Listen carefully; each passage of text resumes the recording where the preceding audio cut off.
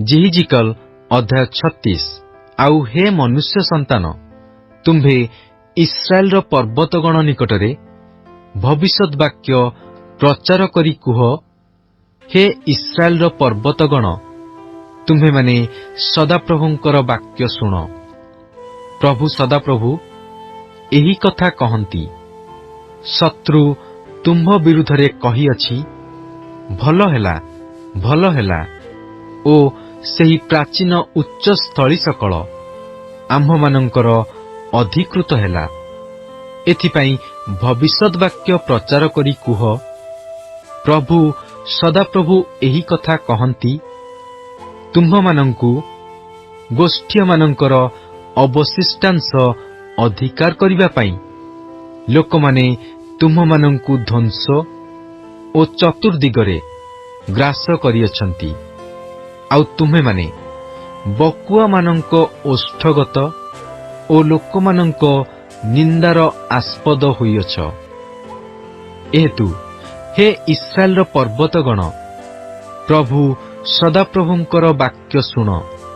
इस्राएल जे सकल पर्वत ओ उपपर्वतगण, जलप्रवाह ओ उपत्यका सकल, ध्वंस शून्यस्थान सकल ओ त्यक्त नगर समूह, चतुर्दिग स्थित गोष्ठीमानंकर अवशिष्टांशर प्रति लुटद्रव्य ओ हास्यास्पद होइअछि, से सबुकु सदाप्रभु एही कथा कहंती। एथिपाई प्रभु सदाप्रभु एही कथा कहंती, जेउमाने आपणामानंक सर्वांतकरणर आनंदरे ओ प्राणर ईर्षारे लुट द्रव्य रूपे निक्षेप करिबा पाई आम्भ देशकु आपणामानंकर अधिकार बोली निरूपण करिअछंती, गोष्ठीमानंकर सेही अवशिष्टांशर विरुद्धरे ओ समुदाय इदोमर विरुद्धरे आम्भे नितांत आपणा अंतराग्निर ज्वालारे कहिअछु। एणु इस्राएल देश विषय भविष्यत वाक्य प्रचार कर, आउ पर्वत ओ उपपर्वत गणकु, जलप्रवाह ओ उपत्यका सकलकु कुह, प्रभु सदाप्रभु एही कथा कहंती, देख तुम्हे माने अन्य देशीय मानंक ठारू अपमान भोग करिबारु आम्भे आपणा अंतर्ज्वालारे ओ कोपरे कथा कहिअछु। एथिपाई प्रभु सदाप्रभु एही कथा कहंती, आम्भे आपणा हस्त उठाई कहिअछु, तुम्भमानंकर चतुर्दिग स्थित अन्य देशीय माने निश्चय आपणामानंक अपमान भोग करिबे। मात्र हे इस्राएल पर्वतगण, तुम्हे माने आपणामानंकर शाखा बाहर करिब ओ आम्भर इस्राएल लोकंक निमंते आपणा आपणार फल उत्पन्न करिब, कारण सेमानंकर आगमन सन्निकट। जेहेतु देख आम्भे तुम्हमानंकर सपक्ष अटु ओ आम्भे तुम्हमानंक प्रति फेरिबा। तहिरे तुम्हे माने चाष करा जाई बुणा जीव, पुणी आम्भे तुम्हमानंक उपरे मनुष्य मानंकु, समस्त इस्राएल वंशकु, तहिर समग्रकु वृद्धि करिबा।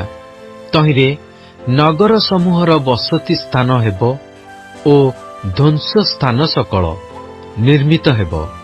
पुणी आम्भे तुम्हमानंक मध्यरे मनुष्य ओ पशुकु वृद्धि करिबा। तहिरे सेमाने वर्धिष्णु होई संतान संतति विशिष्ट हेबे। आउ आम्भे तुम्भमानंकु पूर्व कालर न्याय बसती कराइबा ओ तुम्भमानंक प्रति आद्य काल अपेक्षा अधिक मंगल करिबा। तहिरे आम्भे जे सदाप्रभु अटु, एहा तुम्हे माने जानिब। आउरी आम्भे तुम्भमानंक उपरे मनुष्य मानंकु, अर्थात आम्भर इस्राएल लोकंकु गतायत कराइबा ओ सेमाने तुम्भमानंकु भोग करिबे। आउ तुम्भे सेमानंकर अधिकार स्वरूप हेब। पुଣି तुम्भे एही समयठारु आउ सेमानंकु संतानविहीन करिब नाही। प्रभु सदाप्रभु एही कथा कहंती, सेमाने तुम्भकु कहंती, हे देश तुम्भे मनुष्य ग्रासक ओ निज देशीयमानंकर नाशक होइअछ। एथिपई प्रभु सदाप्रभु कहंती, तुम्भे आउ मनुष्यमानंकु ग्रास करिब नाही, किबा तुम देशीयमानंकर नाश आउ करिब नाही। एहा प्रभु सदाप्रभु कहंती। अथवा आम्भे तुम्बकु अन्य देशीयमानंकर अपमान वाक्य आउ सुनाइबा नाही, ओ तुम्भे गोष्ठीयमानंकर निंदा वाक्यर भार आउ बहिब नाही, ओ निज देशीयमानंकर विघ्न आउ जन्माइब नाही। एहा प्रभु सदाप्रभु कहंती। आहुरी सदाप्रभुंकर वाक्य मो निकटरे उपस्थित हैला, जथा हे मनुष्य संतान, इस्राएल वंश निज देशरे बास करिबा बेले सेमाने आपणा मानंकर आचरण ओ क्रिया द्वारा ताहा असुचि कले। सेमानंकर आचरण आंभ साक्षातरे स्त्री लोकर पृथक स्थितिकालीन असौचर तुल्य थिला। ए निमंते सेमाने देशरे रक्त ढालिबा सकाशु ओ आपणा मानंकर प्रतिमागण द्वारा ताहा असुचि करिबा सकाशु आम्भे सेमानंक उपरे आपणा कोप ढालिलु। आउ आम्भे नाना गोष्ठी मध्यरे सेमानंकु छिन्न भिन्न कलु ओ सेमाने नाना देशरे विक्षिप्त हेले। सेमानंकर आचरण अनुसारे ओ सेमानंकर क्रियानुसारे आम्भे सेमानंकर विचार कलु। पुणी जेउ स्थानकु सेमाने गले से स्थानरे गोष्ठीयमानंक मध्यकु जाई सेमाने आम्भर पवित्र नाम अपवित्र कले। तहिरे लोकमाने सेमानंक विषୟରେ कहिले, एमाने सदाप्रभुंकर लोक ओ ताहांको देशरू बाहारी जाइअछंती। तथापि इस्राएल वंश नाना गोष्ठीयमानंक मध्यकु जाई आम्भर जो पवित्र नाम अपवित्र कले, सेही पवित्र नाम सकाशु आम्भर दया जात हेला। एहेतु इस्राएल वंशकु कुह, प्रभु सदाप्रभु एही कथा कहंती, हे इस्राएल वंश, आम्भे तुममानंक सकाशु एपरि करुनाहु, मात्र तुम्हे माने नाना गोष्ठी मध्यकु जाई जाहा अपवित्र करिअछ आम्भर निजर सेही पवित्र नाम सकाशु करुअछु। पुणी जाहा नाना गोष्ठी मध्यरे अपवित्रीकृत होइअछि, जाहा तुम्हे माने सेमानंक मध्यरे अपवित्र करिअछ, आम्भे आपणर सेही महानाम पवित्र करिबा। आउ जेतेबेले गोष्ठीयमानंक साक्षातरे आम्भे तुम्हमानंक मध्यरे पवित्रीकृत हेबा, सेतेबेले आम्भे जे सदाप्रभु अटु एहा सेमाने जानिबे। कारण आम्भे गोष्ठीयमानंक मध्यरु तुम्हमानंकु ग्रहण करिबा ओ सबु देशरु तुम्हमानंकु संग्रह करिबा ओ तुम्हमानंकर निज देशकु तुम्हमानंकु आनिबा। पुणी आम्भे तुम्हमानंक उपरे सूची जल सिंचिबा, तहिरे तुम्हे माने सूची हेबो। तुम्हमानंकर सबु असौचरु ओ तुम्हमानंकर सकल प्रतिमागण ठारू आम्भे तुम्हमानंकु सूची करिबा।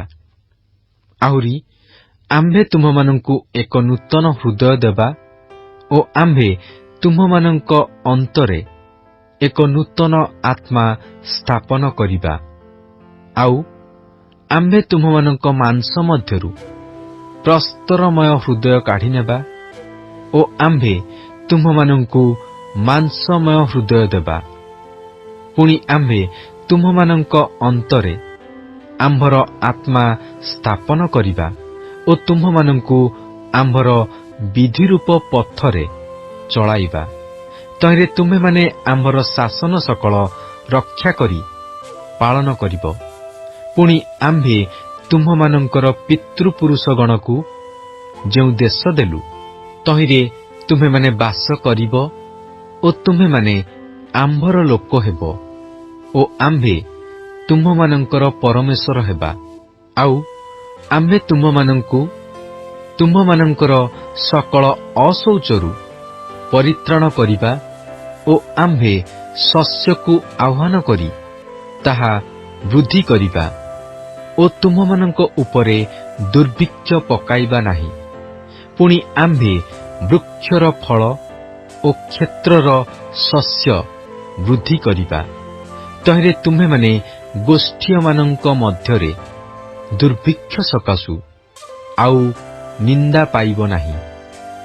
ସେ ସମୟରେ ତୁମ୍ଭେମାନେ ଆପଣାମାନଙ୍କର ମନ୍ଦ ଆଚରଣ ଓ ଯାହା ଉତ୍ତମ ନ ଥିଲା ଏପରି କ୍ରିୟା ସକଳ ସ୍ମରଣ କରିବ।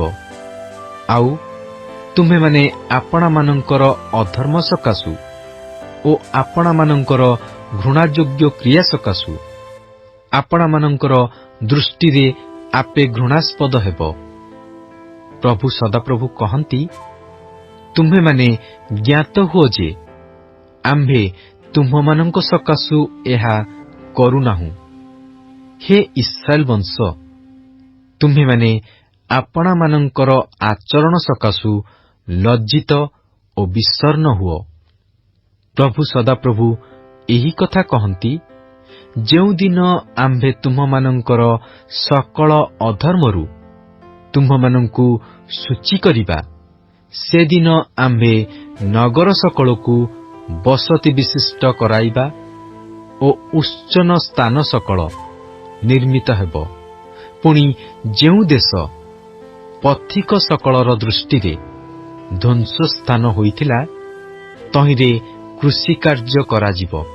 ତହିଁରେ ଲୋକମାନେ କହିବେ, ଏହି ଧ୍ୱଂସିତ ଦେଶ ଏଦନ ଉଦ୍ୟାନ ତୁଲ୍ୟ ହୋଇଅଛି। ଆଉ ଏହି ଶୂନ୍ୟ ଧ୍ୱଂସିତ ଓ ଉତ୍ପାଟିତ ନଗର ସକଳ ପ୍ରାଚୀର ବେଷ୍ଟିତ ଓ ବସତି ସ୍ଥାନ ହୋଇଅଛି। ସେତେବେଳେ ଆମ୍ଭେ ସଦାପ୍ରଭୁ ଯେ ଉତ୍ପାଟିତ ସ୍ଥାନ ସବୁ ନିର୍ମାଣ କରିଅଛୁ ଓ ଧ୍ୱଂସିତ ସ୍ଥାନରେ ରୋପଣ କରିଅଛୁ, ଏହା ତୁମ୍ଭମାନଙ୍କର ଚତୁର୍ଦ୍ଦିଗ ସ୍ଥିତ ଅବଶିଷ୍ଟ ଗୋଷ୍ଠୀୟମାନେ ଜ୍ଞାତ ହେବେ।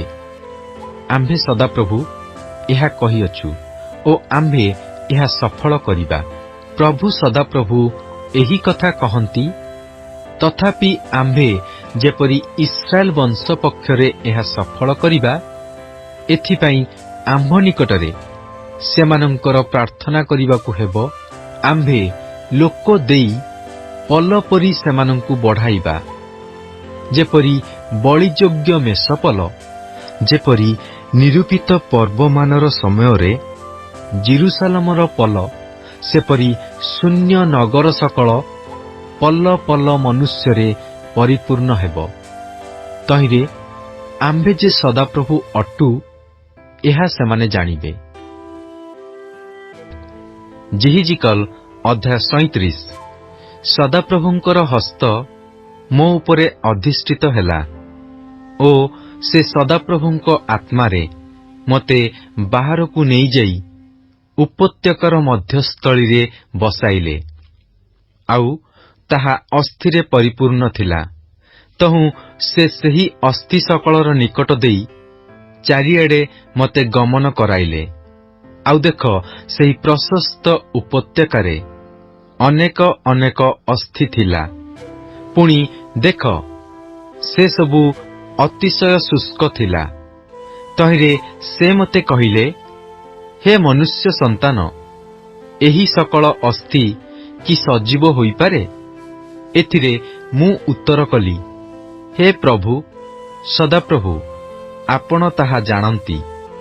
ପୁନର୍ବାର ସେ ମୋତେ କହିଲେ, ତୁମ୍ଭେ ଏହି ସକଳ ଅସ୍ଥିର ଉଦ୍ଦେଶ୍ୟରେ ଭବିଷ୍ୟତ ବାକ୍ୟ ପ୍ରଚାର କରି ସେମାନଙ୍କୁ କୁହ, ହେ ଶୁଷ୍କ ଅସ୍ଥି ସକଳ, ତୁମ୍ଭେମାନେ ସଦାପ୍ରଭୁଙ୍କର ବାକ୍ୟ ଶୁଣ।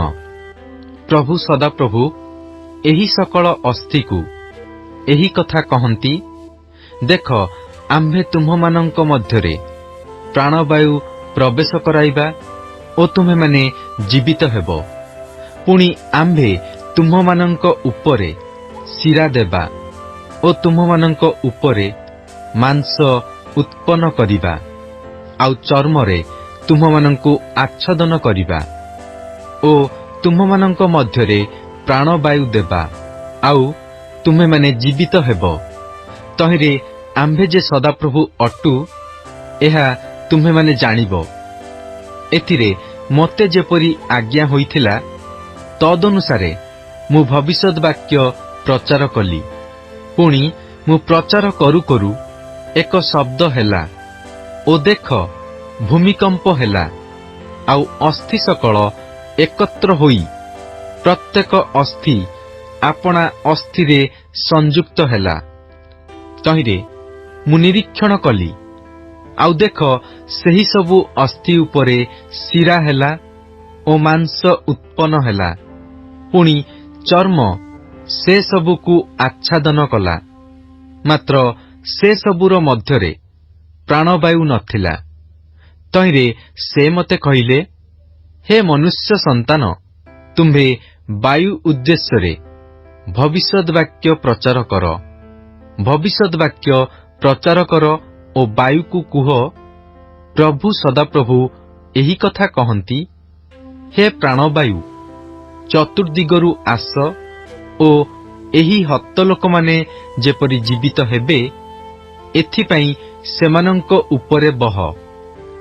ତହୁଁ ସେ ମୋତେ ଯେପରି ଆଜ୍ଞା କଲେ, ତଦନୁସାରେ ମୁଁ ଭବିଷ୍ୟତ ବାକ୍ୟ ପ୍ରଚାର କରନ୍ତେ ପ୍ରାଣବାୟୁ ସେମାନଙ୍କ ମଧ୍ୟକୁ ଆସିଲା, ଆଉ ସେମାନେ ଜୀବିତ ହେଲେ ଓ ଅତିଶୟ ମହତୀ ସେନା ହୋଇ ଆପଣା ଆପଣା ଚରଣରେ ଠିଆ ହେଲେ। ତେବେ ସେ ମୋତେ କହିଲେ, ହେ ମନୁଷ୍ୟ ସନ୍ତାନ, ଏହି ଅସ୍ଥି ସକଳ ସମୁଦାୟ ଇସ୍ରାଏଲ ବଂଶ ଅଟନ୍ତି। ଦେଖ, ସେମାନେ କହନ୍ତି, ଆମ୍ଭମାନଙ୍କର ଅସ୍ଥି ସବୁ ଶୁଷ୍କ ହୋଇଅଛି, ଆମ୍ଭମାନଙ୍କର ଭରସା ନଷ୍ଟ ହୋଇଅଛି, ଆମ୍ଭେମାନେ ସମ୍ପୂର୍ଣ୍ଣ ରୂପେ ଉଚ୍ଛିନ୍ନ ହୋଇଅଛୁ। ଏଥିପାଇଁ ଭବିଷ୍ୟତ ବାକ୍ୟ ପ୍ରଚାର କରି ସେମାନଙ୍କୁ କୁହ, ପ୍ରଭୁ ସଦାପ୍ରଭୁ ଏହି କଥା କହନ୍ତି, ହେ ଆମ୍ଭର ଲୋକେ, ଦେଖ, ଆମ୍ଭେ ତୁମ୍ଭମାନଙ୍କର କବର ମୁକ୍ତ କରିବା ଓ ତୁମ୍ଭମାନଙ୍କୁ ତୁମ୍ଭମାନଙ୍କ କବରରୁ ବାହାର କରାଇବା, ଆଉ ତୁମ୍ଭମାନଙ୍କୁ ଇସ୍ରାଏଲ ଦେଶକୁ ଆଣିବା। ପୁଣି ହେ ଆମ୍ଭର ଲୋକେ, ଆମ୍ଭେ ତୁମ୍ଭମାନଙ୍କର କବର ମୁକ୍ତ କରି ତୁମ୍ଭମାନଙ୍କୁ ତୁମ୍ଭମାନଙ୍କ କବରରୁ ବାହାର କରାଇଲେ ଆମ୍ଭେ ଯେ ସଦାପ୍ରଭୁ ଅଟୁ, ଏହା ତୁମ୍ଭେମାନେ ଜାଣିବ। ଆଉ ଆମ୍ଭେ ତୁମ୍ଭମାନଙ୍କ ମଧ୍ୟରେ ଆପଣା ଆତ୍ମା ଦେବା, ତହିଁରେ ତୁମ୍ଭେମାନେ ଜୀବିତ ହେବ। ପୁଣି ଆମ୍ଭେ ତୁମ୍ଭମାନଙ୍କ ନିଜ ଦେଶରେ ତୁମ୍ଭମାନଙ୍କୁ ବସାଇବା, ତହିଁରେ ଆମ୍ଭେ ସଦାପ୍ରଭୁ ଏହା କହିଅଛୁ ଓ ସଫଳ କରିଅଛୁ ବୋଲି ତୁମ୍ଭେମାନେ ଜାଣିବ। ଏହା ପ୍ରଭୁ ସଦାପ୍ରଭୁ କହନ୍ତି। ସଦାପ୍ରଭୁଙ୍କ ବାକ୍ୟ ପୁନର୍ବାର ମୋ ନିକଟରେ ଉପସ୍ଥିତ ହେଲା, ଯଥା, ହେ ମନୁଷ୍ୟ ସନ୍ତାନ, ତୁମ୍ଭେ ଖଣ୍ଡେ ଯଷ୍ଟି ନେଇ ତହିଁ ଉପରେ ଏହି କଥା ଲେଖ, ଜିହୁଦା ନିମନ୍ତେ ଓ ତାହାର ସଖା ଇସ୍ରାଏଲ ସନ୍ତାନଗଣ ନିମନ୍ତେ ତହିଁ ଉତ୍ତାରେ ଆଉ ଖଣ୍ଡେ ଯଷ୍ଟି ନେଇ ତହିଁ ଉପରେ ଏହି କଥା ଲେଖ, ଯୋସେଫ ନିମନ୍ତେ ଇଫ୍ରାଇମର ଓ ତାହାର ସଖା ସମୁଦାୟ ଇସ୍ରାଏଲ ବଂଶର ଯଷ୍ଟି, ଆଉ ସେହି ଦୁଇ ଯଷ୍ଟି ଯେପରି ତୁମ୍ଭ ହସ୍ତରେ ଏକ ହେବ, ଏଥିପାଇଁ ସେହି ଦୁଇକୁ ଏକ ଆରେକର ସହିତ ଯୋଡ଼।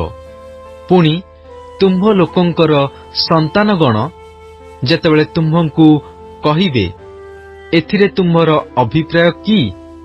ଏହା କି ତୁମ୍ଭେ ଆମ୍ଭମାନଙ୍କୁ ଜଣାଇବ ନାହିଁ? ସେତେବେଳେ ତୁମ୍ଭେ ସେମାନଙ୍କୁ କୁହ, ପ୍ରଭୁ ସଦାପ୍ରଭୁ ଏହି କଥା କହନ୍ତି, ଦେଖ, ଇଫ୍ରାଇମର ହସ୍ତରେ ଥିବାର ଯୋସେଫର ଯଷ୍ଟି, ପୁଣି ତାହାର ସଖା ଇସ୍ରାଏଲୀୟ ଗୋଷ୍ଠୀ ସମୂହକୁ ଆମ୍ଭେ ନେବା, ଆଉ ଆମ୍ଭେ ସେମାନଙ୍କୁ ତାହା ସଙ୍ଗେ ଅର୍ଥାତ୍ ଜିହୁଦାର ଯଷ୍ଟି ସଙ୍ଗେ जोड़ी सेमानंकु एक करिबा। तहिरे सेमाने आंभ हस्तरे एक जष्टि देबे। आउ तुम्भे जेउ दुई जष्टिरे लेखिब ताहा सेमानंको साक्षातरे तुम्भ हस्तरे रहिब। पुणी तुम्भे सेमानंकु कुह, प्रभु सदाप्रभु एही कथा कहंती, देख इस्राएल रो संतानगण जेउ जेउ स्थानकु जाइअछंती सेही स्थानस्थ गोष्ठी मानक मध्यरु आम्भे सेमानंकु ग्रहण करिबा ओ चतुर्दिगरु सेमानंकु संग्रह करी सेमानंकर निज देशकु आनिबा।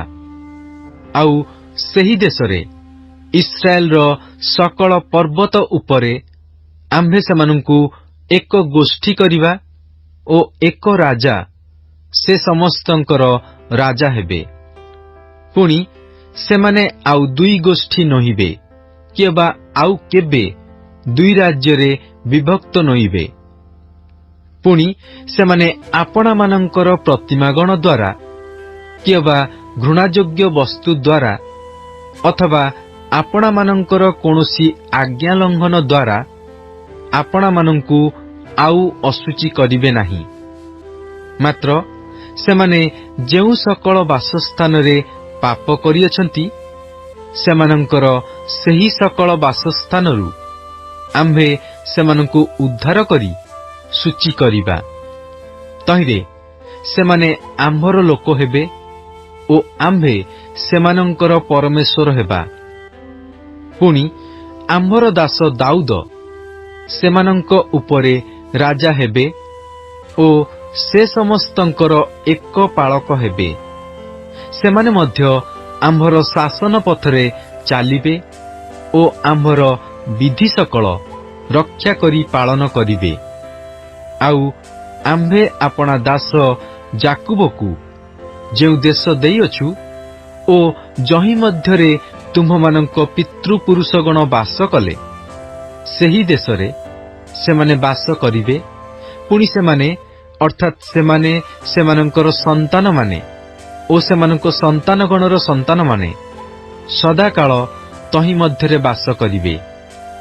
आउ आम्भर दास दाऊद सदाकाल सेमानंकर अधिपति हेबे। आहुरी आम्भे सेमानंक सहित शांतिर एक नियम स्थिर करिबा। ताहा सेमानंक सहित चिरकालीन नियम हेबो। पुणी आम्भे सेमानंकु बसाइबा ओ बढ़ाइबा ओ सेमानंक मध्यरे सदाकाल आम्भे आपणा धर्मधाम स्थापन करिबा। आम्भर आवास मध्य सेमानंक संगरे रहिबो। आउ आम्भे सेमानंकर परमेश्वर हेबा ओ सेमाने आम्भर लोक हेबे। पुणी जेतेबेले आम्भर धर्मधाम सेमानंक मध्यरे सदाकाल रहिबो सेतेबेले आम्भे जे इस्राएल रो पवित्रकारी सदाप्रभु अटु एहा गोष्ठी माने जानिबे। जिहिजिकल अध्याय 38। अनंतर सदाप्रभुंकर एही वाक्य मो निकटरे उपस्थित हेला, हे मनुष्य संतान, तुम्भे गेसर मेसकर ओ तुबल रो अधिपति मागोग देशीय गोग आड़े मुख रखी ताहा विरुद्धरे भविष्यत वाक्य प्रचार करी कुह, प्रभु सदाप्रभु एही कथा कहंती, हे गेसर मेसकर ओ तुबल रो अधिपति गोग, देख आम्भे तुम्भर प्रतिकूल अटु। पुणी आम्भे तुम्भकु बुलाइबा ओ तुम्भ कलपाटिरे अंकुश देबा। आउ आम्भे तुम्भकु ओ तुम्भर सैन्य समस्तकु अश्व ओ अश्वारोही गणकु बाहर करी आनिबा। से समस्ते संपूर्ण युद्ध सज्जारे सुसज्जित, फलक ओ ढालधारी महासमाज सेमानंकर समस्ते खड्गधारी अटंती। सेमानंक संगे पारस्य कुश ओ पुट से समस्ते ढाल ओ टोपरधारी, गोमर ଓ ତାହାର ସମସ୍ତ ଲୋକଦଳ ଉତ୍ତର ଦିଗର ପ୍ରାନ୍ତସୀମା ସ୍ଥିତ ତୋଗର୍ମାର ବଂଶ ଓ ତାହାର ସମସ୍ତ ଲୋକଦଳକୁ, ଏହି ପ୍ରକାର ଅନେକ ଗୋଷ୍ଠୀୟମାନଙ୍କୁ ତୁମ୍ଭ ସଙ୍ଗେ ଆଣିବା। ତୁମ୍ଭେ ପ୍ରସ୍ତୁତ ହୁଅ, ତୁମ୍ଭେ ଆପଣାକୁ ଓ ତୁମ୍ଭ ନିକଟରେ ଏକତ୍ରିତ ତୁମ୍ଭର ସମସ୍ତ ସମାଜକୁ ପ୍ରସ୍ତୁତ କର, ଆଉ ତୁମ୍ଭେ ସେମାନଙ୍କର ରକ୍ଷକ ହୁଅ। ଅନେକ ଦିନ ଉତ୍ତାରେ ତୁମ୍ଭର ତତ୍ତ୍ୱାନୁସନ୍ଧାନ କରାଯିବ। ଶେଷ ବର୍ଷମାନର ମଧ୍ୟରେ ତୁମ୍ଭେ ଖଡ୍ଗରୁ ପୁନରାନୀତ ଅନେକ ଗୋଷ୍ଠୀ ମଧ୍ୟରୁ ସଂଗୃହୀତ ଦେଶକୁ, ଇସ୍ରାଏଲର ଚିର ଉଚ୍ଚନ ପର୍ବତ ସକଳକୁ ଆସିବ। ମାତ୍ର ତାହା ଅନେକ ଗୋଷ୍ଠୀ ମଧ୍ୟରୁ ବାହାରେ ଆନିତ ହୋଇଅଛି, ଆଉ ସେମାନେ ସେମାନଙ୍କର ସମସ୍ତେ ନିରାପଦରେ ବାସ କରିବେ। ପୁଣି ତୁମ୍ଭେ ଉପରକୁ ଉଠି ବତାସ ପରି ଆସିବ। ଦେଶକୁ ଆଚ୍ଛନ୍ନ କରିବା ପାଇଁ ତୁମ୍ଭେ ଆଉ ତୁମ୍ଭର ସମସ୍ତ ସୈନ୍ୟଦଳ ଓ ତୁମ୍ଭ ସଙ୍ଗେ ଅନେକ ଗୋଷ୍ଠୀ ମେଘତୁଲ୍ୟ ହେବେ। ପ୍ରଭୁ ସଦାପ୍ରଭୁ ଏହି କଥା କହନ୍ତି। ସେ ସମୟରେ ନାନା ବିଷୟ ତୁମ୍ଭ ମନରେ ପଡ଼ିବ ଓ ତୁମ୍ଭେ ଗୋଟିଏ ଅନିଷ୍ଟ ସଂକଳ୍ପ କରିବ। ପୁଣି ତୁମ୍ଭେ କହିବ, ଆମ୍ଭେ ପ୍ରାଚୀରହୀନ ଗ୍ରାମବିଶିଷ୍ଟ ଦେଶକୁ ଯିବା। ଯେଉଁମାନେ ଶାନ୍ତିରେ ଅଛନ୍ତି, ନିରାପଦରେ ଓ ପ୍ରାଚୀରହୀନ ସ୍ଥାନରେ ବାସ କରନ୍ତି ଓ ଯେଉଁମାନଙ୍କର ଅର୍ଗଳ କି କବାଟ ନାହିଁ, ଲୁଟିବାକୁ ଓ ଦ୍ରବ୍ୟ ଅପହରଣ କରିବାକୁ ଆମ୍ଭେ ସେମାନଙ୍କ ବିରୁଦ୍ଧରେ ଯାତ୍ରା କରିବା। ଯେଉଁ ସକଳ ଉଚ୍ଚନ ସ୍ଥାନ ଏବେ ବସତି ବିଶିଷ୍ଟ ହୋଇଅଛି, ତହିଁର ବିରୁଦ୍ଧରେ ଓ ଯେଉଁ ଗୋଷ୍ଠୀ ନାନା ଦେଶୀୟମାନଙ୍କ ମଧ୍ୟରୁ ସଂଗୃହୀତ ହୋଇଅଛନ୍ତି, ପଶୁ ଓ ଦ୍ରବ୍ୟାଦି ପ୍ରାପ୍ତ ହୋଇ ପୃଥିବୀର ମଧ୍ୟଭାଗରେ ବାସ କରୁଅଛନ୍ତି, ସେମାନଙ୍କ ବିରୁଦ୍ଧରେ ହସ୍ତାର୍ପଣ କରିବା ପାଇଁ ତୁମ୍ଭେ ଯିବ। ଶିବା, ଦଦାନ ଓ ତର୍ଷିସ୍ର ବଣିକଗଣ ଆଉ ସେଠାସ୍ଥିତ ଯୁବା ସିଂହ ସକଳ ତୁମ୍ଭକୁ କହିବେ, ତୁମ୍ଭେ କି ଲୁଟିବାକୁ ଆସିଅଛ? ତୁମ୍ଭେ କି ଦ୍ରବ୍ୟ ଅପହରଣ କରିବା ପାଇଁ ଆପଣାର ଜନସମାଜ ଏକତ୍ର କରିଅଛ? ରୂପା ସୁନା ବହି ନେବାର, ପଶୁ ଓ ଦ୍ରବ୍ୟାଦି ପ୍ରଚୁର ଲୁଟ୍ ନେଇଯିବାର କି ତୁମ୍ଭର ଅଭିପ୍ରାୟ? ଏଥିପାଇଁ ହେ ମନୁଷ୍ୟ ସନ୍ତାନ, ତୁମ୍ଭେ ଭବିଷ୍ୟତ ବାକ୍ୟ ପ୍ରଚାର କରି ଗୋଗକୁ କୁହ, ପ୍ରଭୁ ସଦାପ୍ରଭୁ ଏହି କଥା କହନ୍ତି। ସେଦିନ ଯେତେବେଳେ ଆମ୍ଭ ଇସ୍ରାଏଲର ଲୋକମାନେ ନିରାପଦରେ ବାସ କରିବେ, ସେତେବେଳେ ତୁମ୍ଭେ କି ତାହା ଜାଣିବ ନାହିଁ? ପୁଣି ତୁମ୍ଭେ ଆପଣା ସ୍ଥାନ ଉତ୍ତର ଦିଗସ୍ଥ ପ୍ରାନ୍ତ ଭାଗରୁ ଆସିବ। ତୁମ୍ଭେ ଓ ତୁମ୍ଭ ସଙ୍ଗେ ଅନେକ ଗୋଷ୍ଠୀ ଆସିବେ। ସେ ସମସ୍ତେ ଅଶ୍ୱାରୋହୀ, ମହାସମାଜ ଓ ବିକ୍ରମୀ ସୈନ୍ୟ ସାମନ୍ତ। ଆଉ ତୁମ୍ଭେ ଦେଶକୁ ମେଘତୁଲ୍ୟ ଆଚ୍ଛାଦନ କରିବା ପାଇଁ ଆମ୍ଭ ଇସ୍ରାଏଲ ଲୋକଙ୍କ ବିରୁଦ୍ଧରେ ଆସିବ। ହେ ଗୋଗୋ, ଶେଷ କାଳରେ ଏହା ଘଟିବ ଯେ ଗୋଷ୍ଠୀମାନେ ଯେପରି ଆମ୍ଭକୁ ଜାଣିବେ, ଏଥିପାଇଁ ଆମ୍ଭେ ତୁମ୍ଭକୁ ଆମ୍ଭ ଦେଶ ବିରୁଦ୍ଧରେ ଆଣିବା। ସେତେବେଳେ ଆମ୍ଭେ ଗୋଷ୍ଠୀମାନଙ୍କ ଦୃଷ୍ଟିରେ ତୁମ୍ଭ ମଧ୍ୟରେ ପବିତ୍ରୀକୃତ ହେବା। ପ୍ରଭୁ ସଦାପ୍ରଭୁ ଏହି କଥା କହନ୍ତି।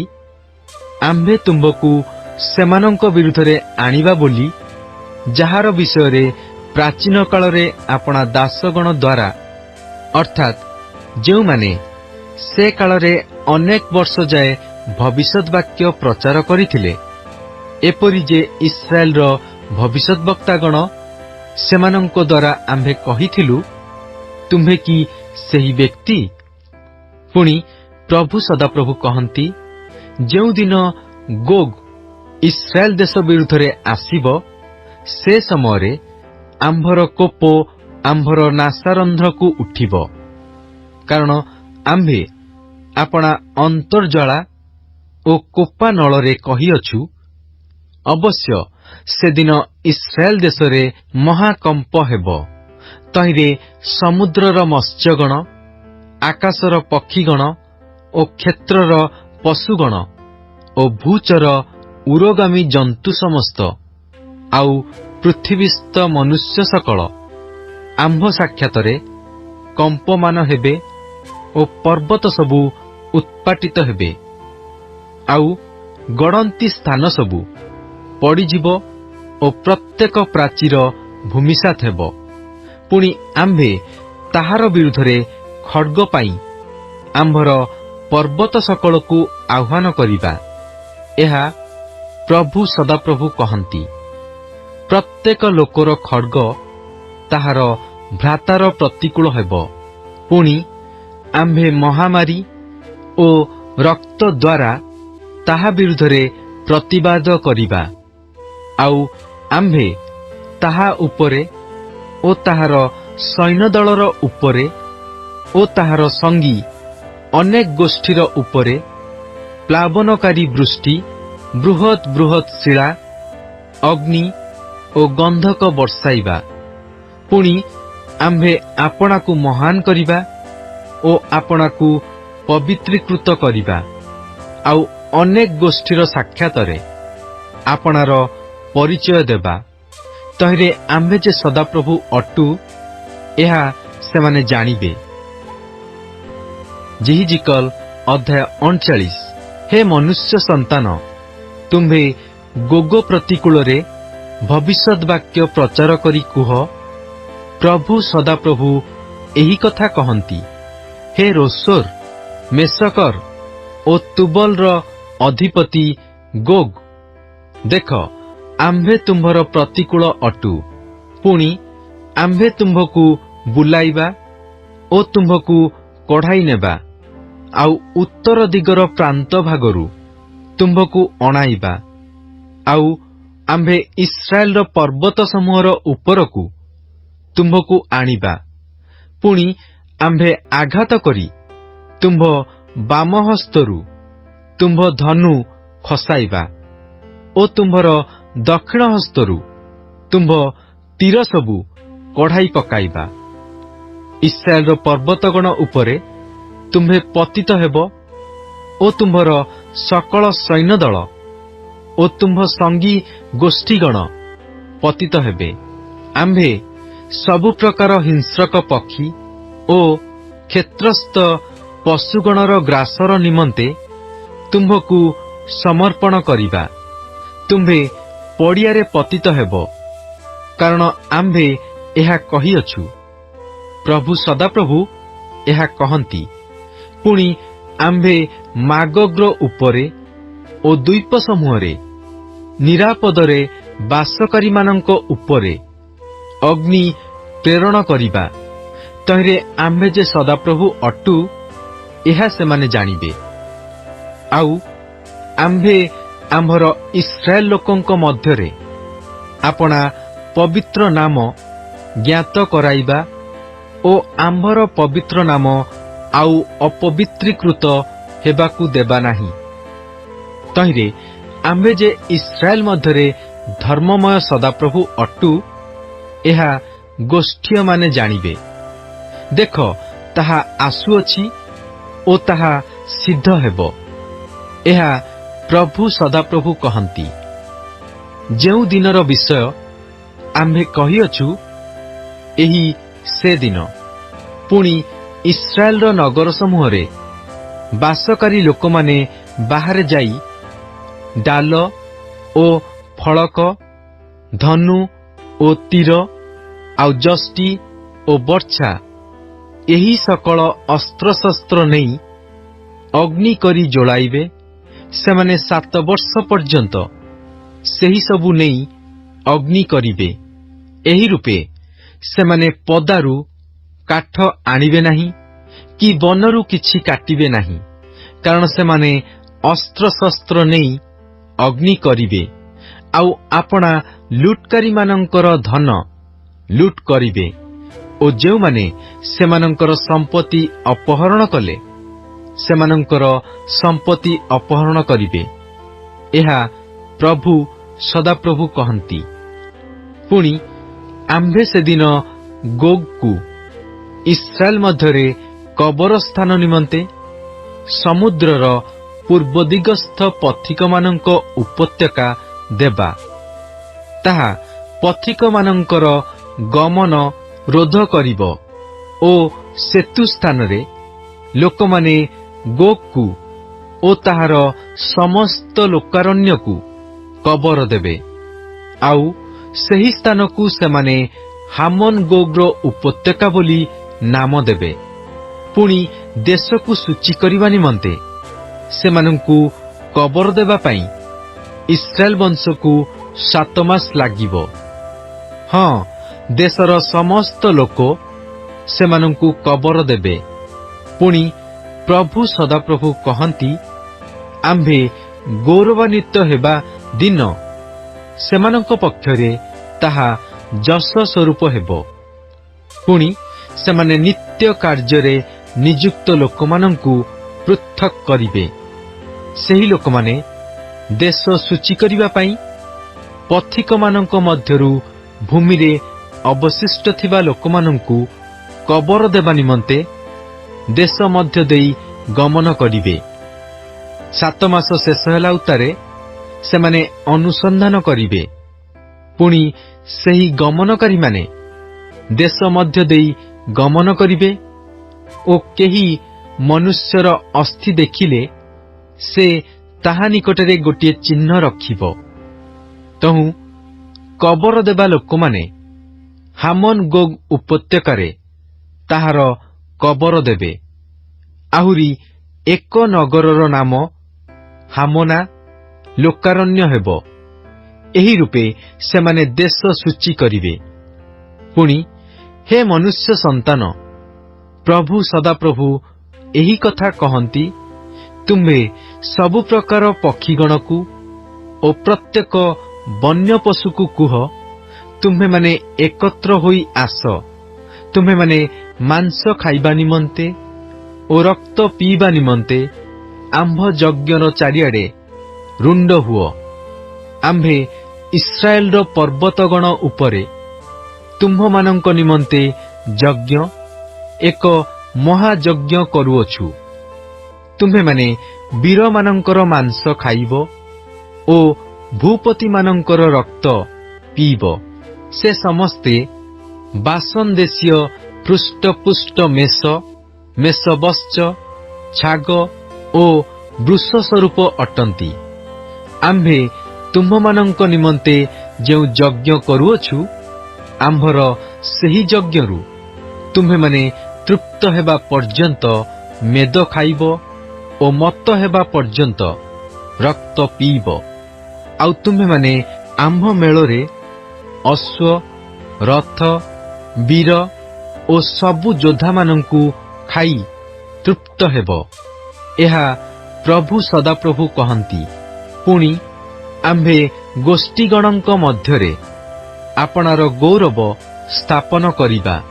ତହିଁରେ ଆମ୍ଭେ ଯାହା ସଫଳ କରିଅଛୁ, ଆମ୍ଭର ସେହି ଶାସନ ଓ ଆମ୍ଭେ ସେମାନଙ୍କ ଉପରେ ଆପଣାର ଯେଉଁ ହସ୍ତ ଥୋଇଅଛୁ, ତାହା ସକଳ ଗୋଷ୍ଠୀ ଦେଖିବେ। ଏହି ରୂପେ ସେହିଦିନ ଓ ସେବେଠାରୁ ଇସ୍ରାଏଲ ବଂଶ ଜାଣିବେ ଯେ ଆମ୍ଭେ ସଦାପ୍ରଭୁ ସେମାନଙ୍କର ପରମେଶ୍ୱର ଅଟୁ। ପୁଣି ଗୋଷ୍ଠୀଗଣ ଜାଣିବେ ଯେ ଇସ୍ରାଏଲ ବଂଶ ନିଜ ଅଧର୍ମ ସକାଶୁ ବନ୍ଦୀ ହୋଇ ଯାଇଥିଲେ, କାରଣ ସେମାନେ ଆମ୍ଭ ବିରୁଦ୍ଧରେ ସତ୍ୟଲଙ୍ଘନ ଅପରାଧ କରିବାରୁ ଆମ୍ଭେ ସେମାନଙ୍କଠାରୁ ଆପଣା ମୁଖ ଲୁଚାଇଲୁ। ତହୁଁ ଆମ୍ଭେ ସେମାନଙ୍କୁ ସେମାନଙ୍କ ବିପକ୍ଷ ଗଣର ହସ୍ତରେ ସମର୍ପଣ କଲୁ।